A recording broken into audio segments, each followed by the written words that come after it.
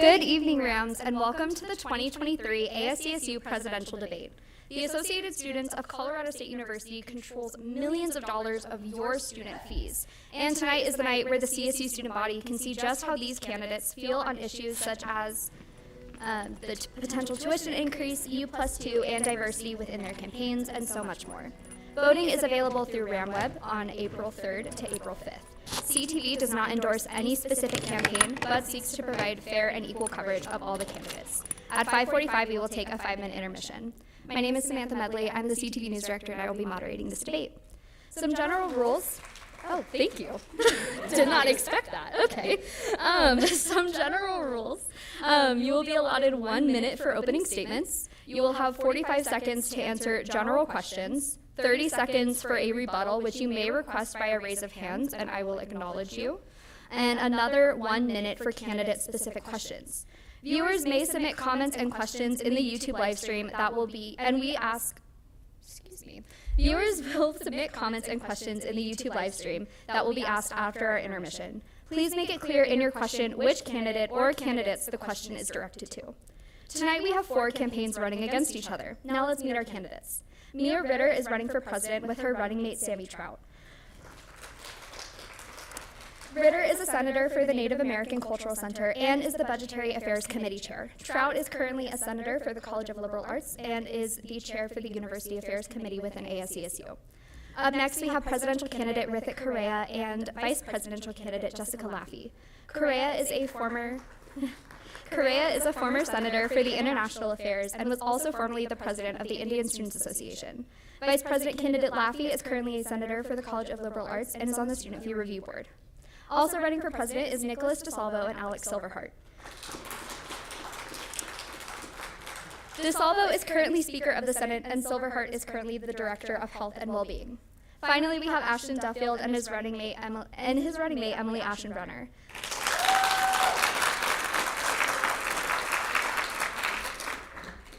Duffield is currently the accountant for ASCSU, and both candidates are heavily involved in Greek life, specifically Kappa Alpha Theta and Delta Sigma Pi, respectively.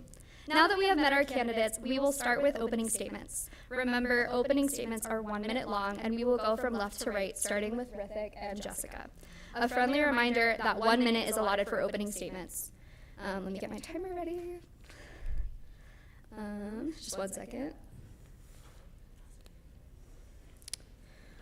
Alrighty, Jessica and Rithik, you both have the floor. Your timer starts right now. Good evening, everybody. My name is Jessica Laffey, and I'm running for the position of Vice President. Hello, everyone. My name is Rithik Correa, and I'm running for the position of President. Further on in the night, we're going to talk about our specific plans and proposals and whatnot, but I just want to start off, we only have a minute, talking about what our overarching goal is, and that is vision, action, results. Our campaign is highly dedicated to actual tangible solutions for students on campus, and that's what we're here to talk about tonight, is what we can be doing for students. When I decided to run, I had this one thing in mind, that whenever I make a promise, I will decide, okay, this is how I'm going to fight it. This is how I'm going to produce results. And make a promise only if I can actually make that tangible change. And that's my whole campaign. I have a vision, I have an action plan, and I will produce results. Thank you. Thank you very much. Up next, we have Mia and Sammy. The floor is yours, and your timer starts right now. Thank you. Hi, everyone. My name is Mia Ritter. I'm running for the presidency position. Hi, y'all. My name is Sammy Trout, and I'm running for the vice president position. So a few things. I'll start off in what things that Sammy and I believe in. So we feel that with ASCSU, we've had a large disconnect to the student body for the longest time. And we believe that we want to make sure that students have oversight in what happens in our student government, whether that's internally and externally. So a few of our plans that we'll go in depth with tonight is talking about what our plans and exactly tangibly things that we want to implement in ASCSU, starting with our Student Tuition Review Board. And that's something that's really important and something that's similar to the Student Fee Review Board, which some of you may or may not be familiar in, and that's something that we can talk a little bit about more too. Also discussing in our press secretary position to be more transparent to students, and discussing what is exactly happening in ASCSU, what is happening in our administration, what is happening with Board of Governors, why is that exactly relevant to the student body. And additionally, we plan to bring that accessibility to our website, which is the central hub of internal operations. Your time is up. Thank you. All right, up next we have Alex and Nick. Your timer starts right now. Hi everyone, my name is... We can start over.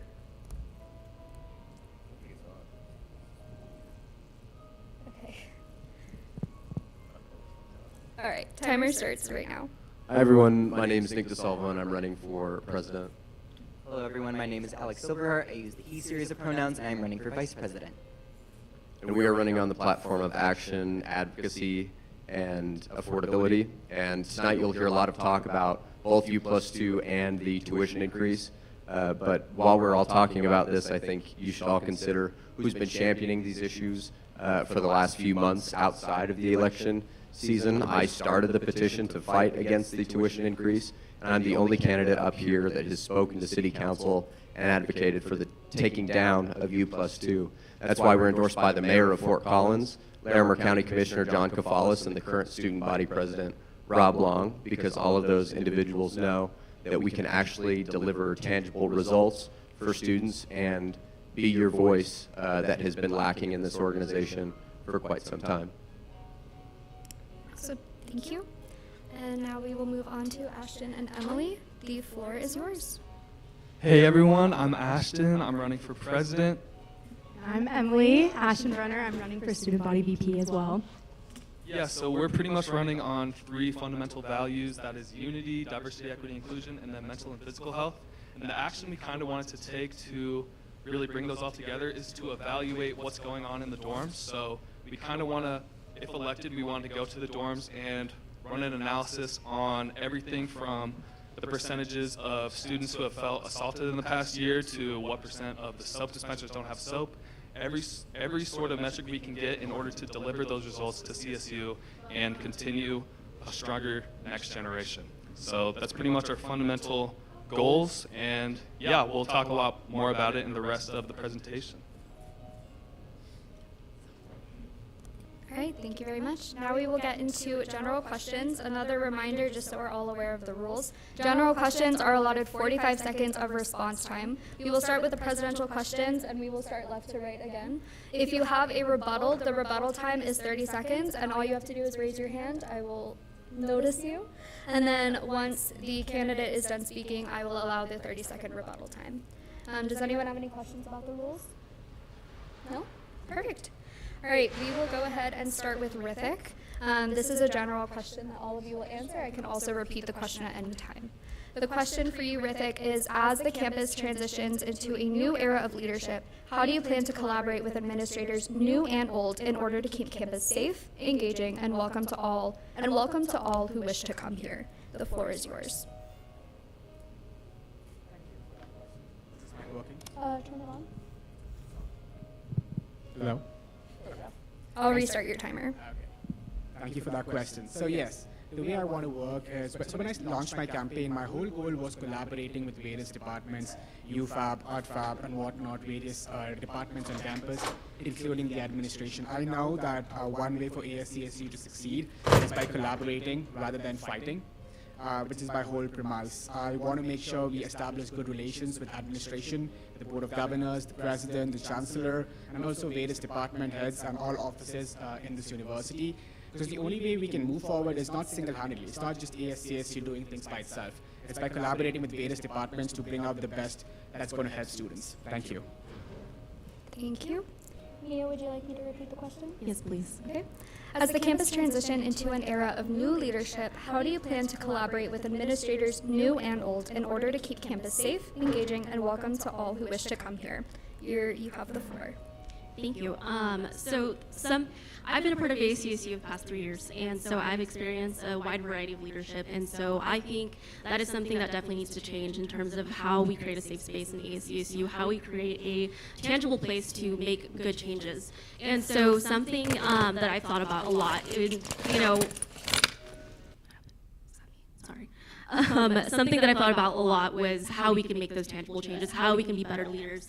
And so, being in my third year of ASCSU, I think it's time to change. I think it's time to change leadership and how we run things, and to create a safe space and to kind of create that open door policy and kind of create a consensus with our leadership teams, create a consensus with our administration, and make sure we're on the same page as well as with our student body. Thank you. Your time is up. Thank you.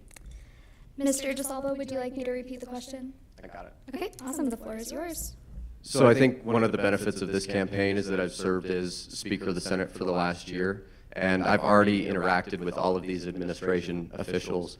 I can tell you firsthand that it takes about a semester to get to know them and really understand what your role is compared to what they can do for you. And, you know, in my administration, we could just hit the ground running.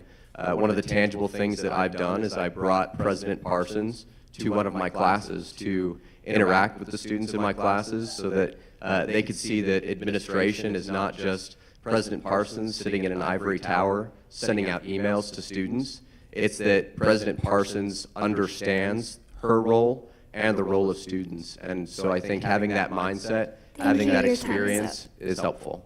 Thank you. Mr. Duffield, would you like me to repeat the question? Okay. As the campus transitions into an era of new leadership, how do you plan to collaborate with administrators, new and old, in order to keep campus safe, engaging, and welcome to all who wish to come here? You have the floor. Yeah, so I'll start off by saying I'm the accountant right now. I work really closely with the ASCSU advisors, Jess and Jesse. They've been here for a while, and I think it's definitely imperative to listen to a lot of things that they say. I know that Jesse's stressed with me the importance of following a budget based around what's happened in the past and what we should allocate money to. So I think definitely just starting off with listening to the advisors that we have and utilizing that resource. And another thing, I think when you talk to students on campus, if they do know what ASCSU is, they think it's a fairly toxic environment. And I think that's one of the reasons I brought Emily in, just a fresh perspective on how we can bring collaboration within ASCSU. Thank you very much. Now we will be moving on to the personal questions. Again, if you would like to rebuttal any of these candidate questions, you may raise your hand, and rebuttals are 30 seconds. Candidate questions are 1 minute long. So we will start with Ms. Laffey. You mentioned that all student fee areas will be looked at and evaluated before decisions are made in your Instagram. What criteria are you evaluating before you make decisions on student fees? If you would like me to repeat the question, I can. And I'm good, thanks. Thank you so much for the question. I'm the only vice presidential candidate running who has served a full term on the Student Fee Review Board and seen the process from beginning to end. And I really do have a great understanding of how that process works. One of the ways the Student Fee Review Board, the way it works now, is oftentimes the only thing we look at when student fees come to present is whether or not the numbers like actually add up, which is a great part, an important part of the Student Fee Review Board process. But increasing student fees or keeping them the same is not so much, it's a huge part of the budget aspect, but it's also about looking at what students need on campus right now. And so I really want to take that aspect and add it to what the Student Fee Review Board already does. And that way benefit students on the Student Fee Review Board and the students that the student fees go to. Thank you very much. Our next question is for Mr. Trout. One of the pillars that you are running on is inclusion and student oversight. How might you go about staffing a student tuition review board, and what might that look like? Thank you. Hello, there we go. Thank you. There's a delay in the mic. That's so fun. But thank you for that question. Getting staffing for the student tuition review or proposed student tuition review board. That hasn't been fully thought out yet. Of course, we want students involved, but first we want to establish the board, right? We want to make sure that that's a thing that is established. And something in doing the research on this is the important thing to note is the Student Fee Review Board was established in state law because students advocated for that to be a thing. But within the same state law, that's like 600 pages on this title of post-secondary education, student input is only mentioned twice. Once about student fees and another one similar to student fees. We think that's a little crazy that in a 600-page document it's only mentioned twice. And so what we plan to do within that is advocating at the state level and saying, hey, this is something that is really important. You know, we get some type of oversight in the Student Fee Review Board, which I'm currently a member of, but we don't get the same with tuition, which we think is unfair. All right, my next question is for Mr. Silverheart. A large part of what you stand for is mental and physical health. How do you plan on making that a priority here on campus? Yeah, and so Hi everybody, Alex again. I have been the Director of Health and Wellbeing for the past year in ASCSU, so I've worked extremely closely with a lot of the officials over at the Health Network.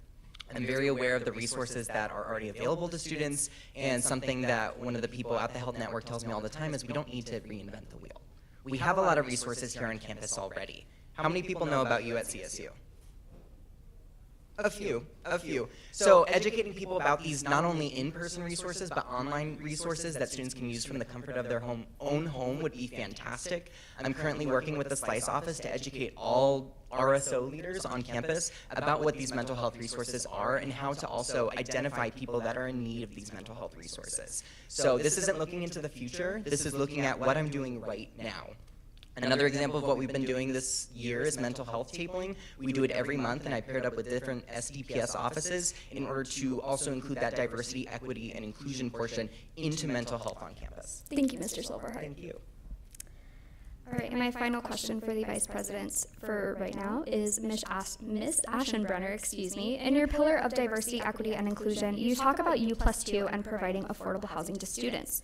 Can you please tell me how the two are related and why you think that you'll be able to make these changes? Yeah, so, sorry. With U+2, it's a really touchy and hard subject in dealing with because it is a law and we cannot necessarily, awesome. Put your lighters in the air. If you would like, I can restart your timer. Whatever, it's all good. Okay, we can. But within, sorry, can you rephrase the question? I was Absolutely. In your pillar of diversity, equity, and inclusion, you talk about U+2 and providing affordable housing to students. Can you please tell me how the two are related and why you think you'll be able to make these changes?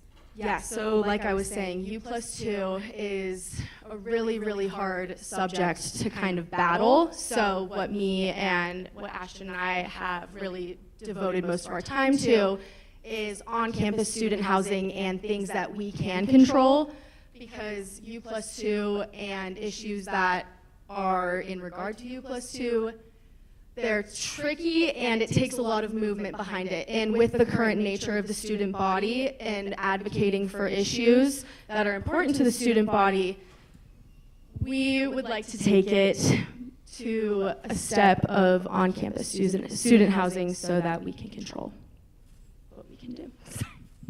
Thank you very much. All right. We have a question for Mr. Carrera. Yesterday, you posted on your campaign Instagram account that you are planning to introduce napping stations on campus. Can you explain the logistics behind how you would create these stations? Yes, definitely. Now, napping stations isn't a new concept. A couple of universities already have it, and it's been proven to be very effective to boost the mental health of students, and that's where we're going with mental health. We're going to start off with napping stations. So when I've spoken to students about it, a lot of them say that, hey, I want a napping station. Now remember, ASCSU does have the resources, we have the contacts and the money to bring this to fruition. We intend on collaborating with boards like UFAB and the library, because we hope that we can build this station somewhere in the library. It's not going to be too expensive if we do collaborate with UFAB and we get some ASCSU fees involved in that as well. And that's how I want to bring up a napping station on campus. Thank you. Thank you very much. Ms. Ritter, you have talked about creating a press secretary position to benefit transparency aspects of ASCSU. Where will the money for this position come from, and how will the secretary's words reach the students? Thank you so much for that question. So in terms of creating these positions, Sammy and I were talking a bit about how we want to structure our executive cabinet last year, and exactly what we can do with positions, what might be helpful and beneficial to students, and what might not be. And so a lot of the positions that come from this would be from payroll. And so for those of you that don't know, our budget for ASCSU is $1.3 million, and so there's $120,000 that goes to the Senate discretionary, and there's $230 40,000, I think that's what the number is, that goes to the executive cabinet. And so in terms of that, and then there's also 150,000 that goes to the BSOF. And so with the executive cabinet, that would come from the payroll, and that's something that Sammy and I are still adjusting in how we want to create the executive cabinet. And that's something we will talk about with our team and talk about with the administration, our advisors, and see what's the most tangible things and things that we can do.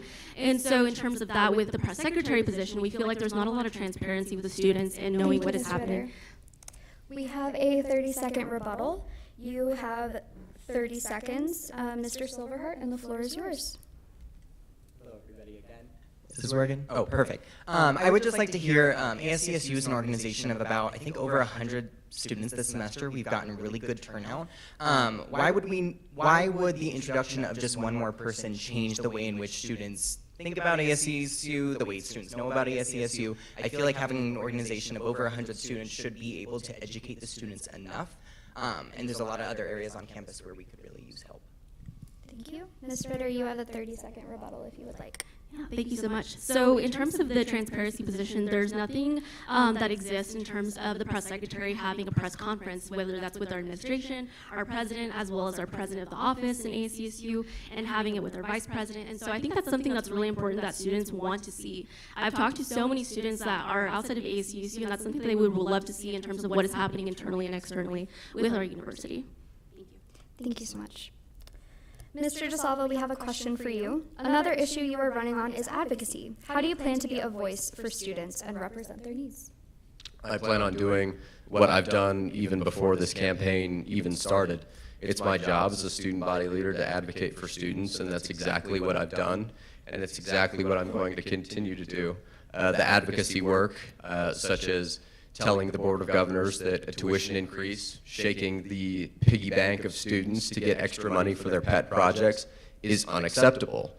We need someone in your corner fighting against that to make sure that college is affordable. The advocacy piece, as far as going to City Council, like I said, I'm the only candidate that has spoken to City Council about U+2. I'm serious about this issue. I believe that the political will is there to change it, and so we need people to show up, not just talk about U+2, not just have it as a campaign point, but actually show up, do the work, and take down U+2. Thank you very much, Mr. DeSalvo. All right, we have a question for Mr. Duffield. You have said staying strong in the classroom starts with maintaining health in the mind and body. What will you do to help students with their mental health in times where mental health is at an all-time low for many college students?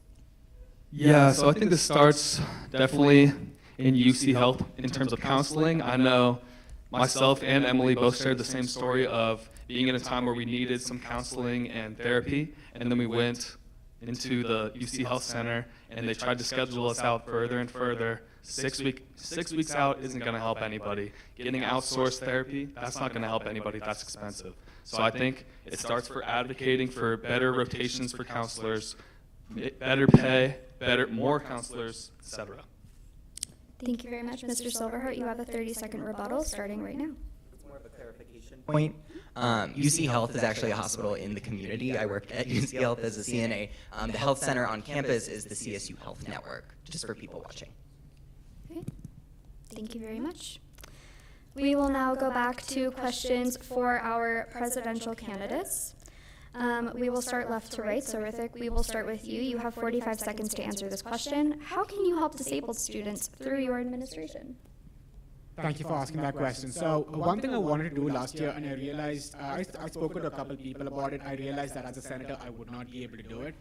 And that's ensuring that disabled students have a means of getting to their classes. Let's put it this way. What I want to do is I want a system that's followed in London, where disabled folks are given a particular card that they can waive at public transportation, and public transportation stops whenever it's safe, despite it not being an actual bus stop. And that's a phenomenal thing that happens in London. And I want the same thing to happen in Fort Collins as well. So I want to collaborate with the city to bring this project to fruition. Thank you very much. Ms. Ritter, you have the same question. Would you like me to repeat it? Yes, please. Your question is, how can you help disabled students through your administration? So that's something that I've talked about a lot with our SDPS offices, because obviously it's not just my own identities that are important, and it's all of our SDPS offices, and that's something I've had a lot of collaboration with, whether that's, not with NAC, but with APAC, BAC, El Centro, SDC, WJC, Pride, etc. And so I think it's really important to get perspectives and get a consensus of other students, and especially our SDC Center, and that's something I've done a lot of collaboration with our fellow SDC senators as well, me and working in the legislative branch. And so we've talked a lot about different projects and ideas of things that we have done in the past, things that we're looking forward to in the past in terms of creating an accessibility caucus as well in the future. And so that's just sort of an example for that question. Thank you so much, Ms. Ritter. All right, Mr. DeSalvo, you have the same question. Would you like it to be repeated? No. Okay. So I have kind of a personal example for this question. My grandmother was a double amputee, and so my entire life I knew her being in a wheelchair. And she was an incredible and one of the strongest women that I will ever meet in my entire life. But I knew that she had mobility issues, and there were certain places that she simply could not go. The CSU campus should be accessible for everyone. If you want to get an education at this university, you should be able to. And so the advocacy work that I'm going to do for the disabled community, it's making sure that we're working with facilities, that if there's a button that is not working where you need to open up a door, that gets fixed immediately. Thank you, Mr. DeSalvo. Thank you. Oh, yes, sorry. You have a 30-second rebuttal starting right now. Just want to ask, I'm a firm believer in terms of representation and doing stuff in advocacy of the motto, nothing about us without us. And so I'm wondering how you plan to have folks who are within the disabled community help you impact decisions about disability advocacy and anything like that. Mr. DeSalvo, if you would like, you have a 30-second rebuttal.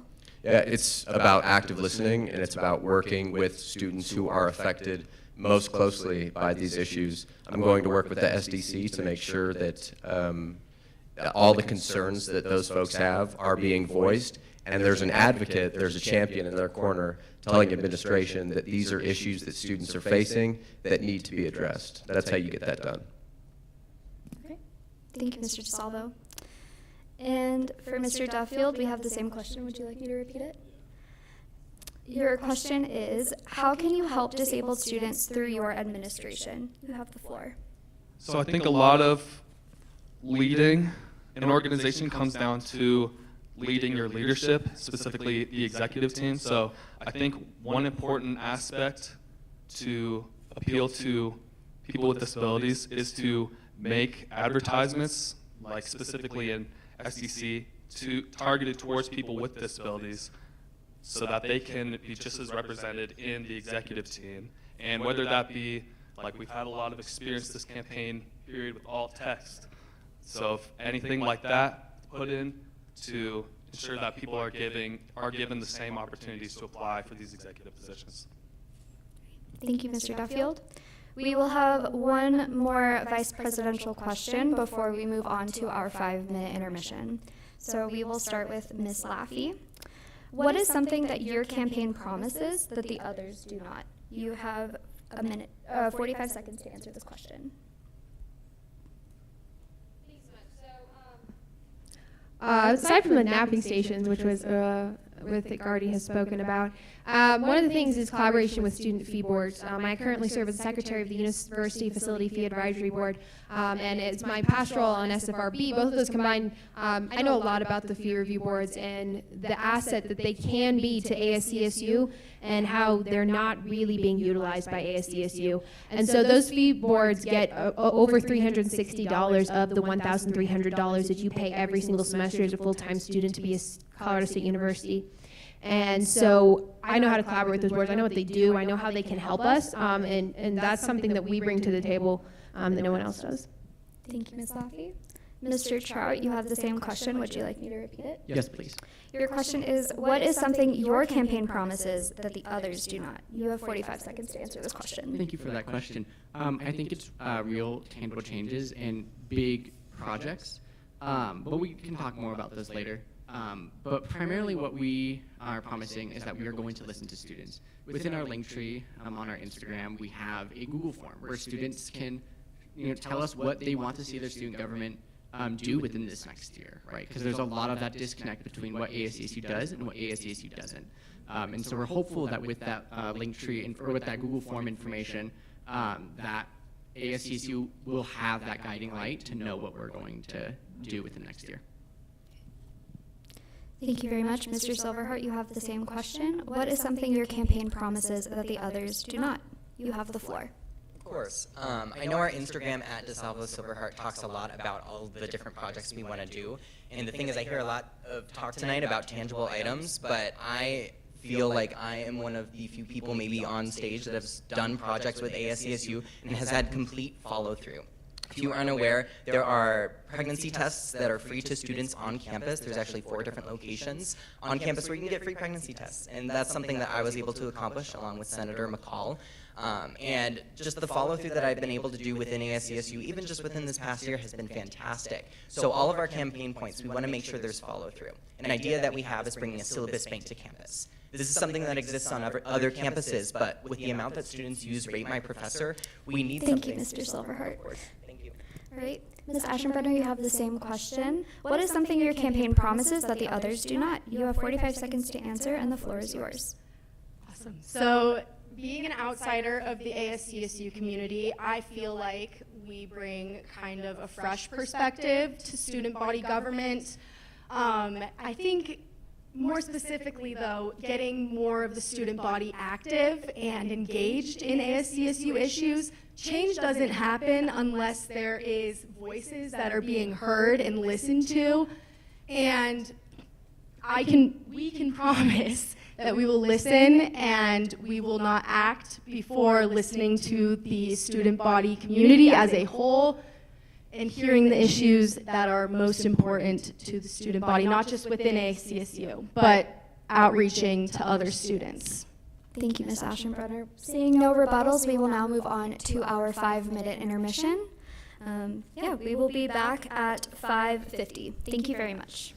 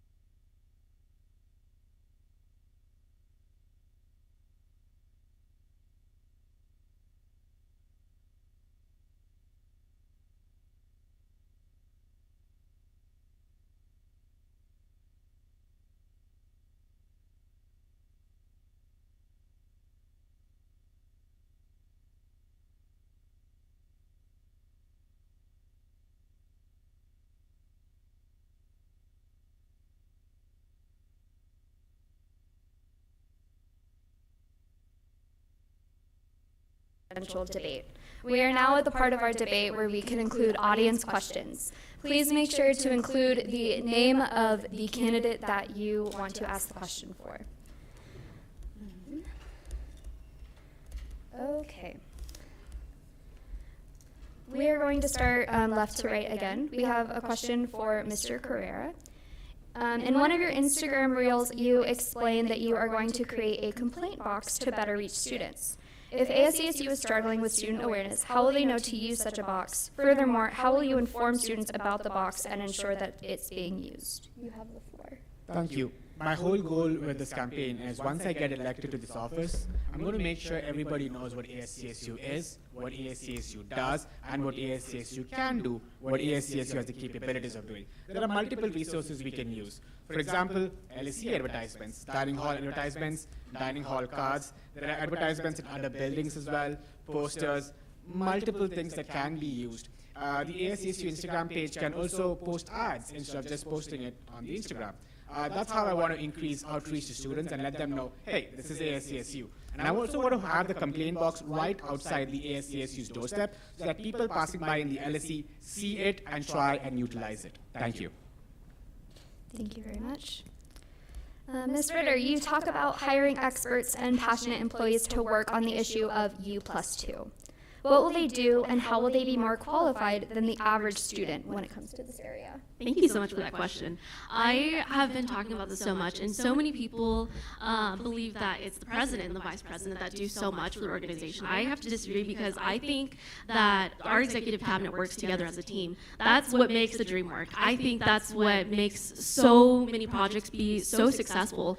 And you know, a big example that I've thought about with U+2, our housing and security director from 2021 to 22, Ben Rossler, and that's someone that I've been working along with on my campaign team and discussing U+2 and our tangible plans for that. And so we've discussed a lot about, you know, not making empty promises and creating a strategic plan and exactly how tangible we want to be with U+2, because there's been a lot of empty promises the past few years that I've been here, and figuring out a structure exactly how we want to tackle that in terms of making a map, in terms of being more transparent with those things. Thank you, Ms. Ritter. Thank you. We have a 30-second rebuttal from Mr. DeSalvo. You have the floor. I'm just really curious what these tangible plans that candidate Ritter is referring to.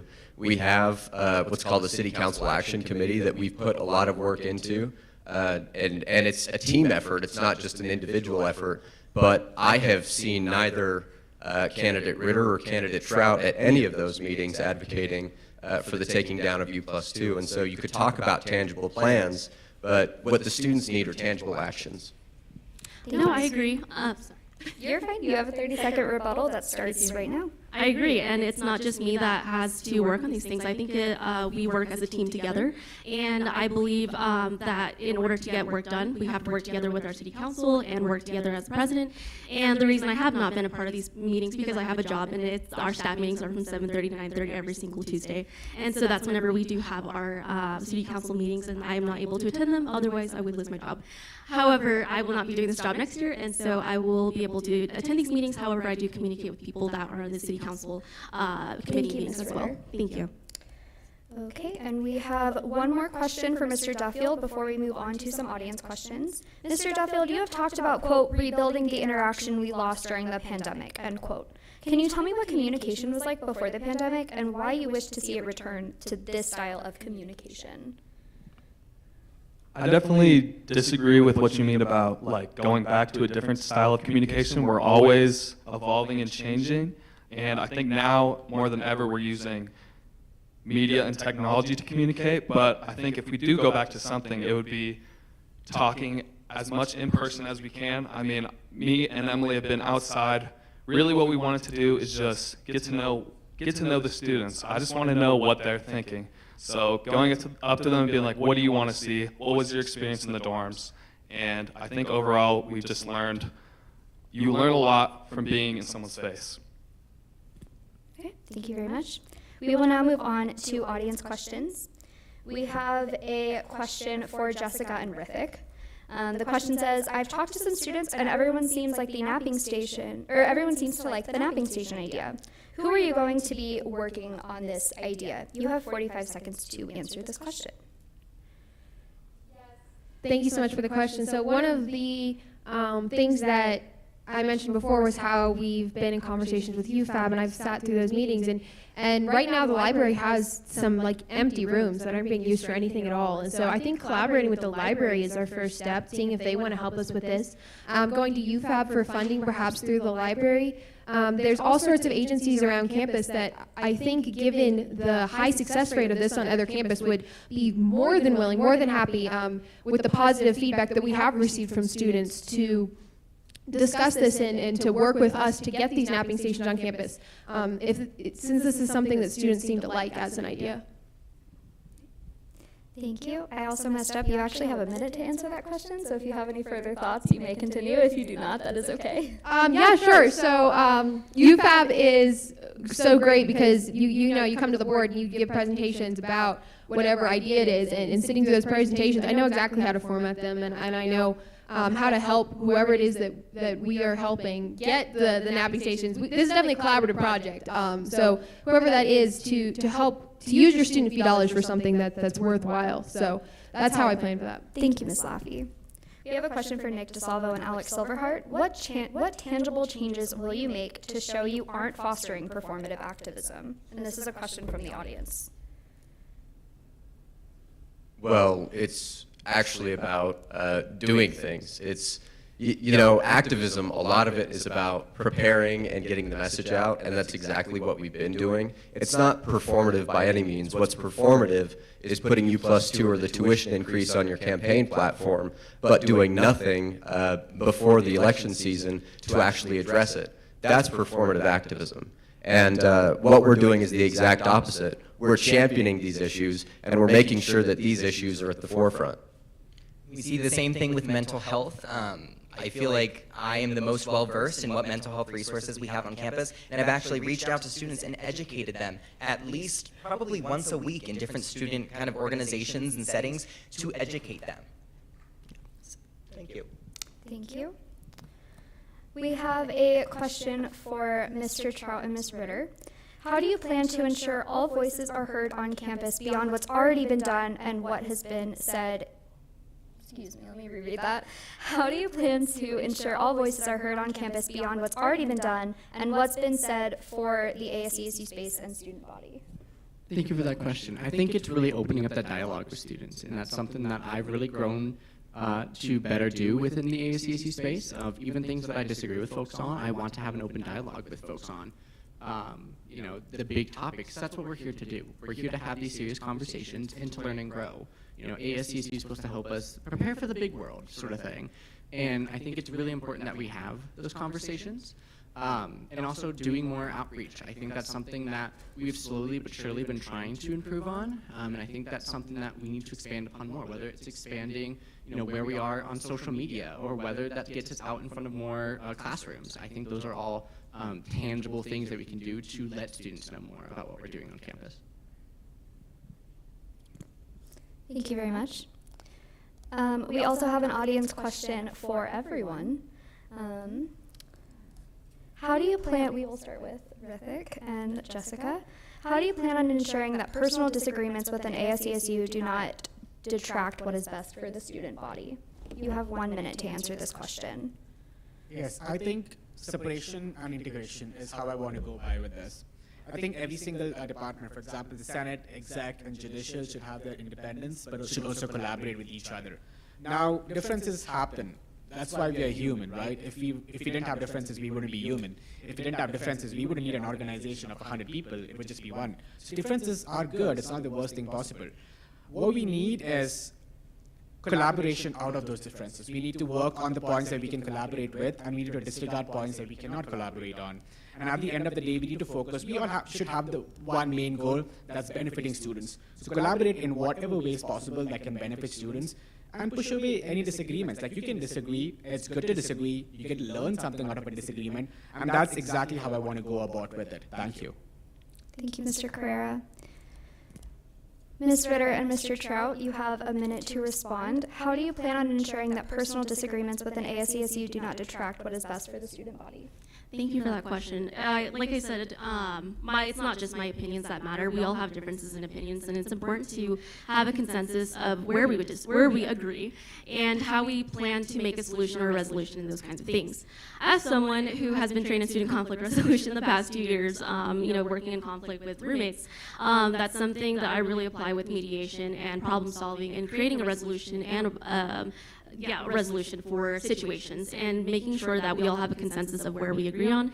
And I think it's important to have that so that we can do tangible change, make successful change, and really make good things in our organization and really just, make improvements otherwise. Thank you. Thank you. We now move on to Mr. DeSalvo and Mr. Silverhart. We have the same question. How do you plan on ensuring that personal disagreements within ASCSU do not detract what is best for the student body? The good thing about serving as speaker for the last year is that I've developed quite thick skin. I started the first Senate session with the senator calling me corrupt. And so at the end of the day, I don't care what you think about me. What really matters is if you're there for the right reasons and you're there to help students. If you're there to help students, then I will work with you regardless of what you think about me or what my feelings are about you.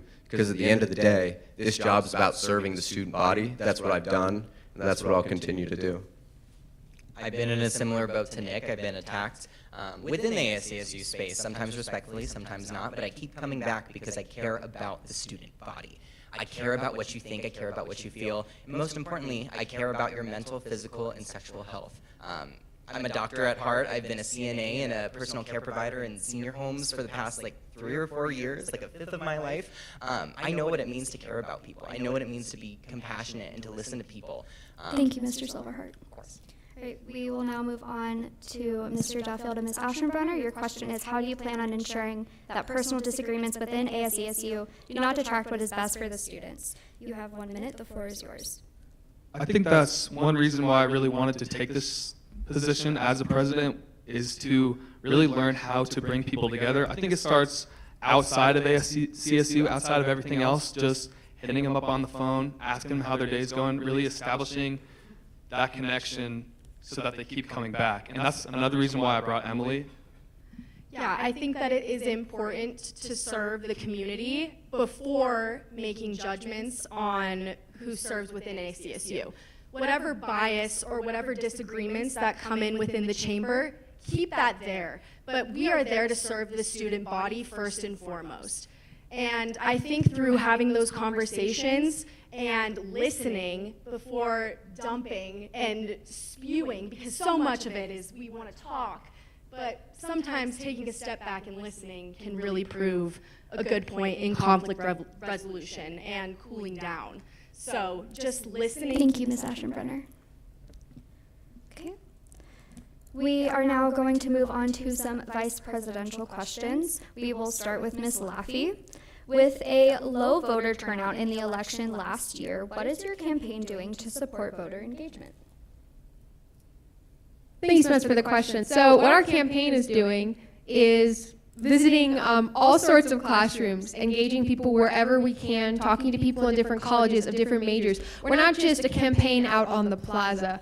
For those of you who, I think I see some faces who I've seen in at least 2 or 3 of the same classes, members of ASCSU, I've had people come up to me and be like, you've been in 5 of my classes. Actually going to classes to reach more people is something that Rithik and I have been doing and focusing on as much as we can, because that's where we can get an audience to at least tell people what ASCSU is and what we hope to do for them. And so that's a really important and integral part of our campaign at the base, and that's what we've been doing, is just visiting as many people as possible. Thank you, Ms. Laffey. Mr. Trout, you have the same question. With a low voter turnout in the election last semester, what is your campaign doing to support voter engagement? Thank you for that question. And I think that really goes down to that disconnect between ASCSU and the student body. And so we are really honored to have a massive outreach team within our campaign that has been going out to student orgs and within the Fort Collins community and telling them our message and telling them, hey, there's candidates running for all sorts of things this year, whether it's for speaker or for president, vice president.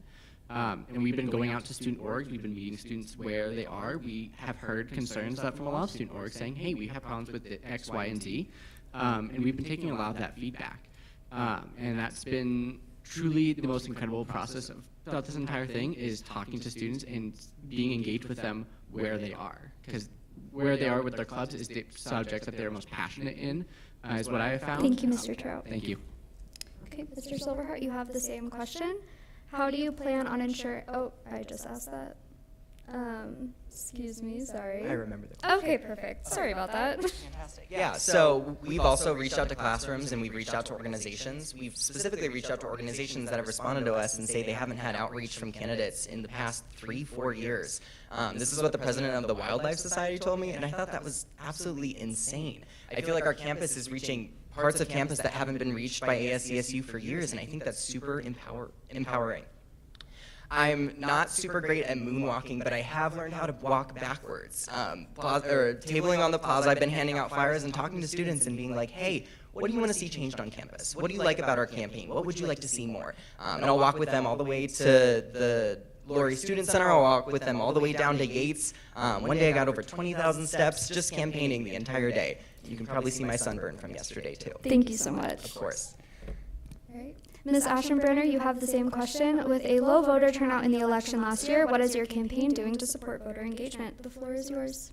Well, I think speaking on the past 3 years of me being a student here at CSU, I don't necessarily think that I have ever engaged or known about ASCSU within campus prior to Ashton asking me to join the campaign team.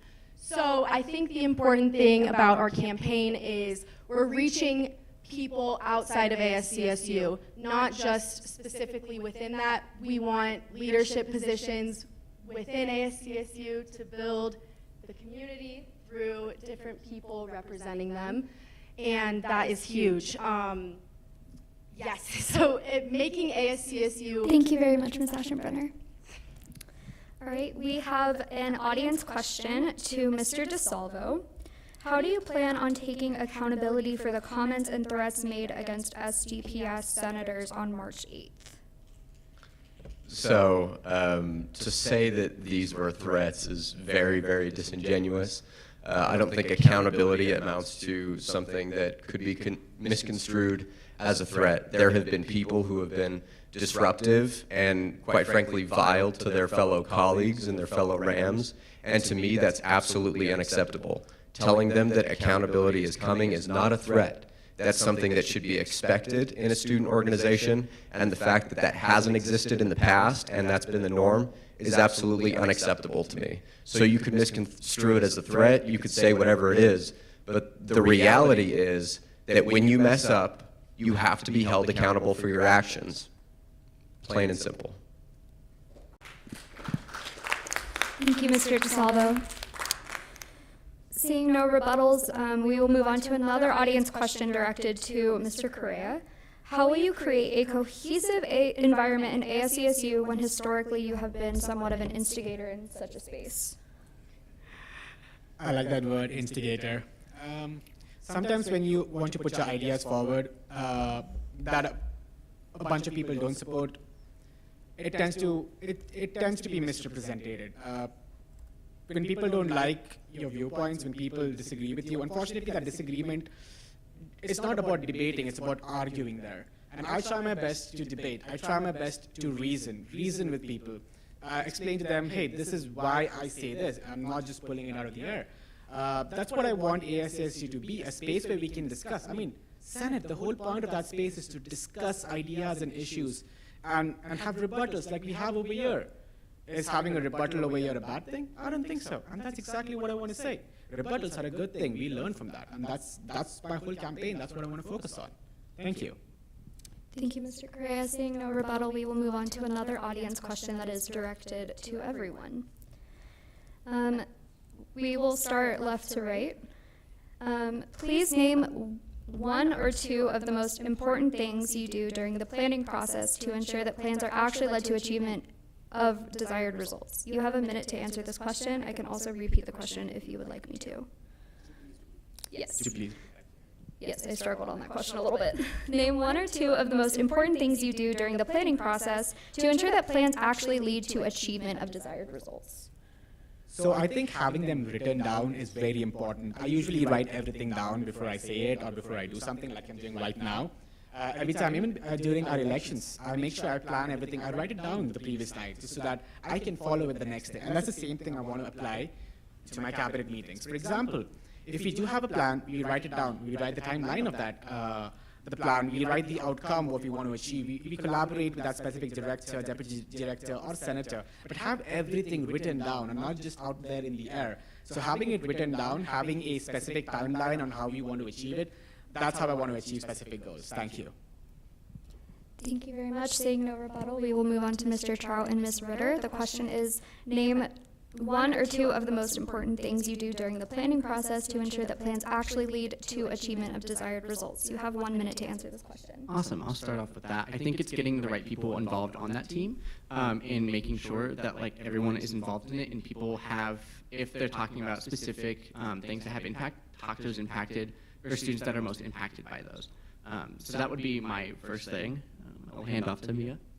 Yeah, and kind of going off what Mr. Correa said, I have to agree. Kind of writing things down, making a list. I am a big list person, and kind of creating a calendar, exactly what events to go to. I'm such an organized person, and making sure that all the events are strategic, everything that we do, make sure there's a plan, make sure that there is something, and I have my checklist of everything that's going to happen, and making sure that I'm fulfilling my promises, making sure that I'm not making empty promises, and making sure that I'm giving that to students and giving that right back. Thank you, Ms. Ritter. Seeing no rebuttals, we will move on to Mr. DeSalvo and Mr. Silverheart. Name one of the two most important things you do during the planning process to ensure that plans actually lead to achievement of desired results. You have a minute to answer this question, and the floor is yours. So as I had mentioned before, I'm the Director of Health for ASCSU, and I've done a lot of projects this year, and something that's really important is working with organizations and facilities on campus in order to make sure that we're not redoing something that already exists, and also getting input from professionals, not only other students, but professionals. I work with the CSU Health Network a lot, and I don't know if Rithik knows this, but there's already relaxation pods in the health network that exist. So there's already things where students can go and nap on campus. It may not be as close as the library, and I don't know if you were aware of that information already. But it's important to know, and it's important to work with these kind of organizations and these professionals on campus.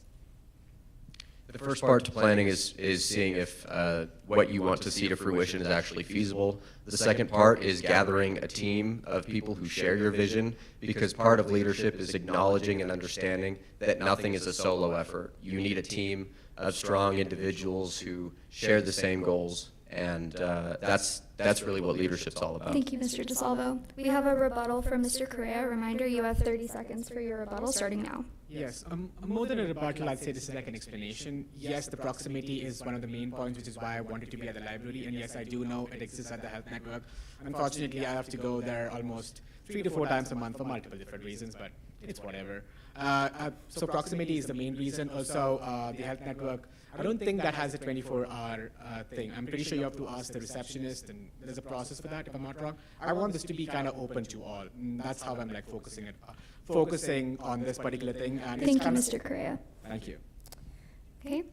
And finally, again, our question to Mr. Duffield and Ms. Aschenbrenner. Name one or two of the most important things you do during the planning process to ensure that plans actually lead to achievement of desired results. You have 1 minute, and your time starts now.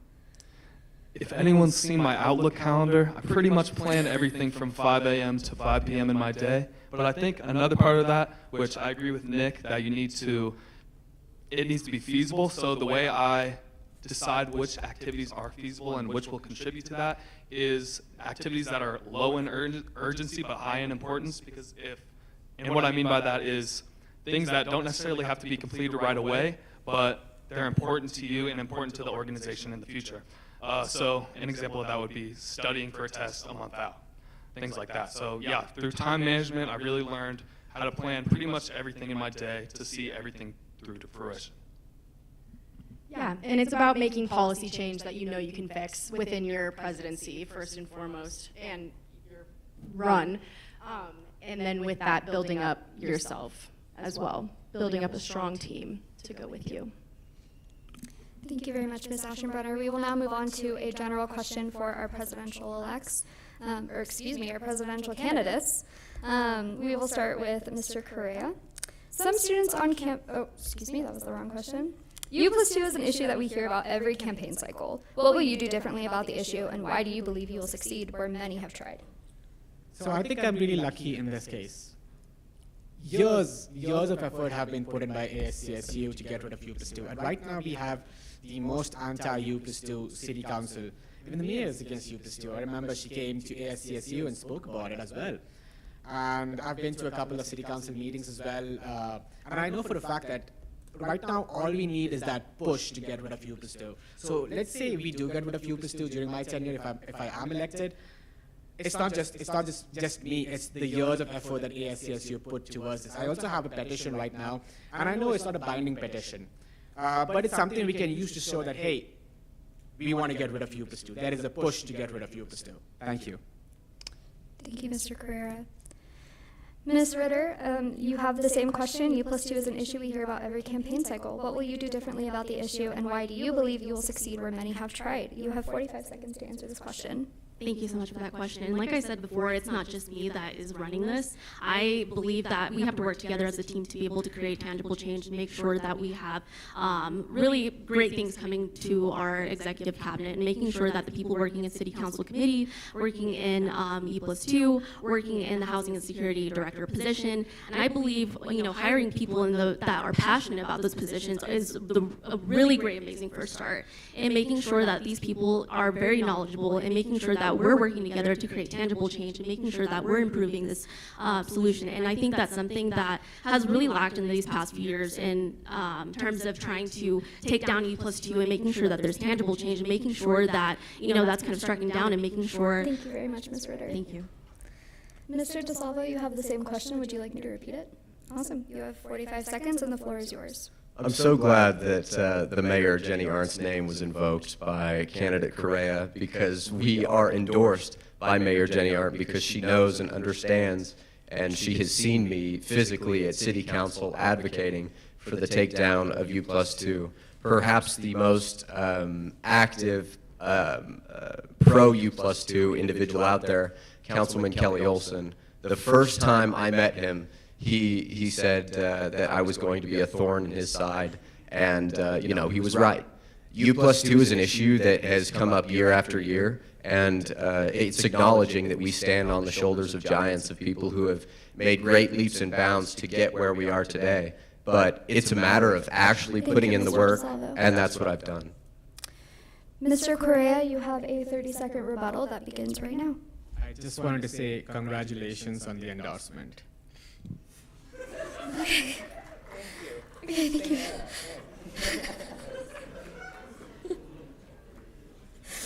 Sorry. That caught me off guard. I was not expecting that. Okay. Mr. Duffield.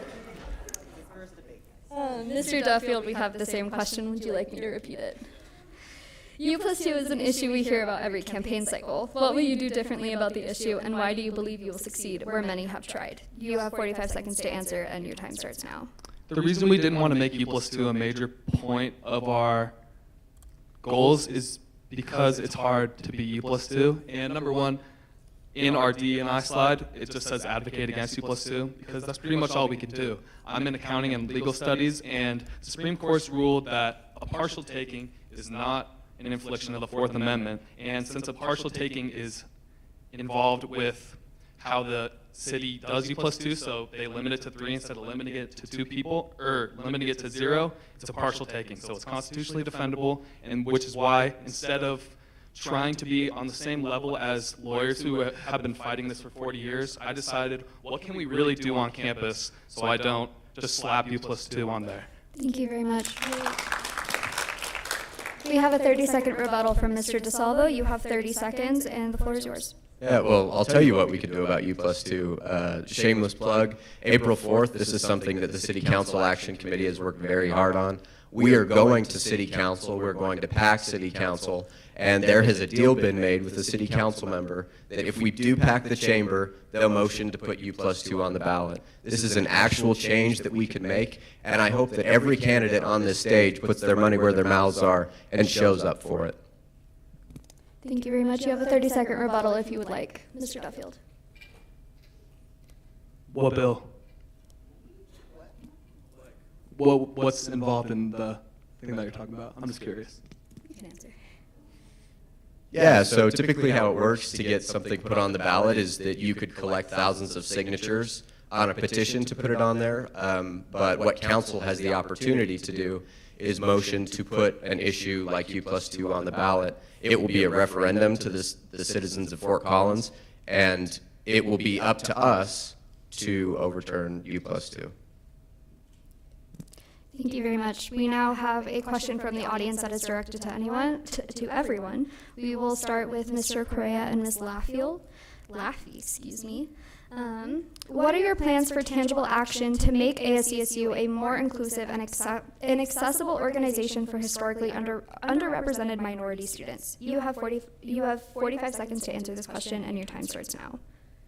So one thing I'd like to make very clear, and this is one of my core beliefs, it's equality of opportunity. Having that opportunity is what matters. The outcome varies based on effort. The outcome varies based on multiple factors. What should be provided is opportunity. And that's what I'm going to end it with.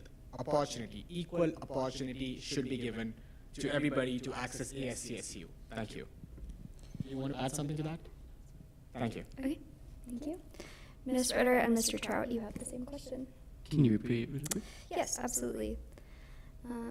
What are your plans for tangible action to make ASCSU a more inclusive and accessible organization for historically underrepresented minority students? You have 45 seconds. Your time starts now. Awesome. Thank you for that question. Again, it kind of goes back to my fundamental belief of nothing about us without us, and that's something that has led my advocacy within ASCSU and beyond. And so if there's something specifically for our students of color need to be the ones leading those conversations, not me.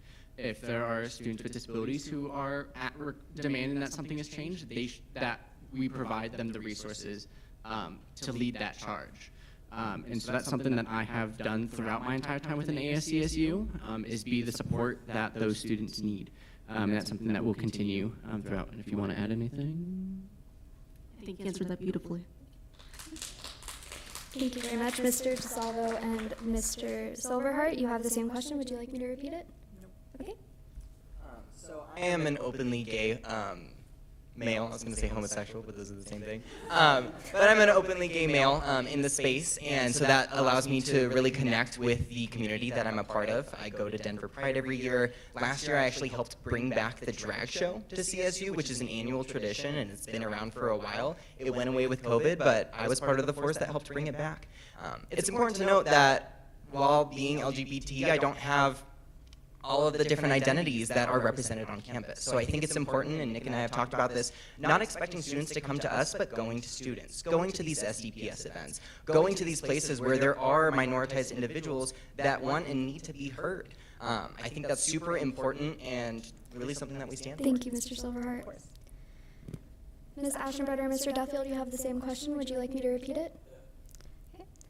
What are your plans for tangible action to make ASCSU a more inclusive and accessible organization for historically underrepresented minority students? You have 45 seconds, and the floor is yours. Yeah, that's something we really wanted to find out during this campaign process. So one action I took to figure that out was talking with Dwayne Ruff at BAC, and we discussed how to make our executive team accessible to everyone, and he said really just advertising executive jobs in the SDPS offices and just chatting with them, seeing what they want to be involved in is really important in determining the next group of leadership. So. Okay. Thank you very much. Seeing no rebuttal, we will move on to another audience question, and this is again for Mr. Duffield. How do you plan to approach sensitive topics such as assault in the dorms? Good question. I think I definitely would have to talk a lot with a team first before we design the questions that would be on however we format if it's a Google form or however we get the statistics, I think it definitely has to come from using language that isn't triggering to people and involves as much collaboration from a team as possible. Yes, we have a rebuttal. You have 30 seconds to rebuttal. Yeah, I think that was a fantastic question. I'm sorry.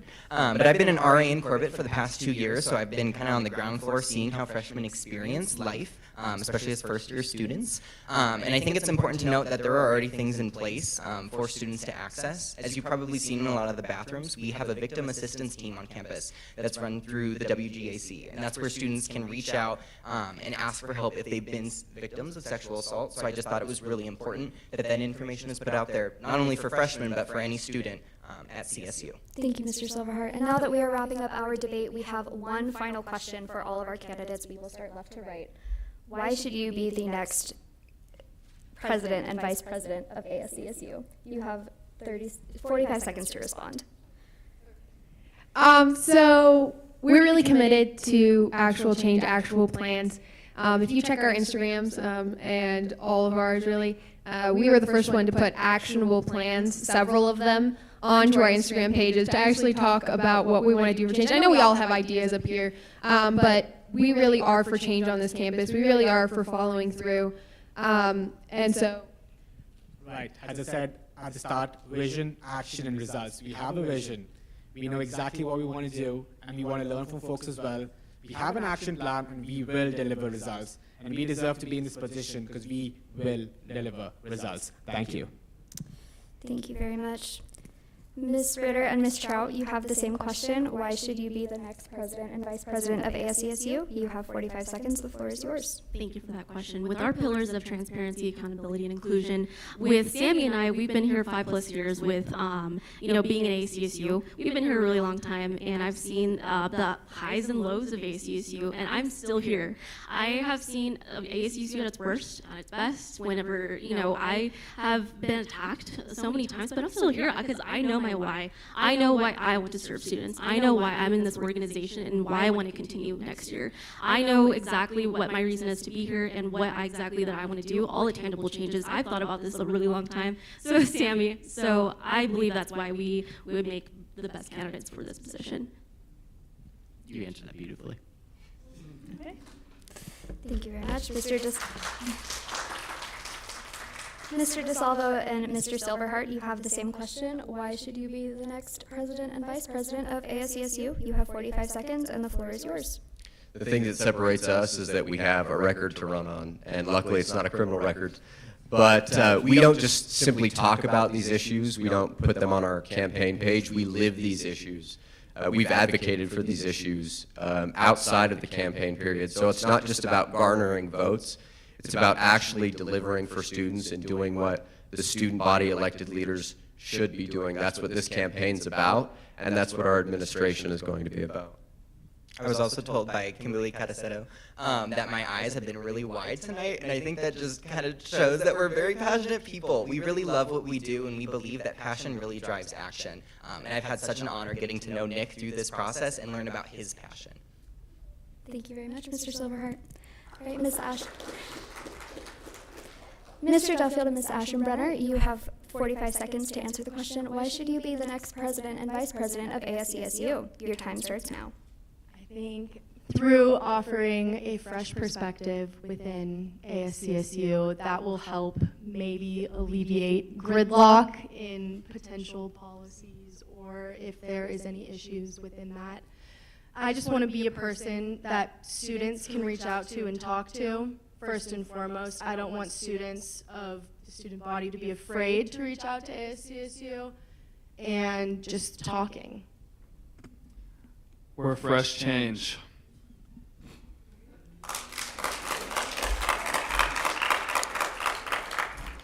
Awesome. Well, seeing no rebuttals, that concludes our ASCSU presidential vice presidential debate. Thank you all for coming, and make sure to vote on Rambreb through April 3rd to April 5th. Thank you very much, and have a great rest of your night.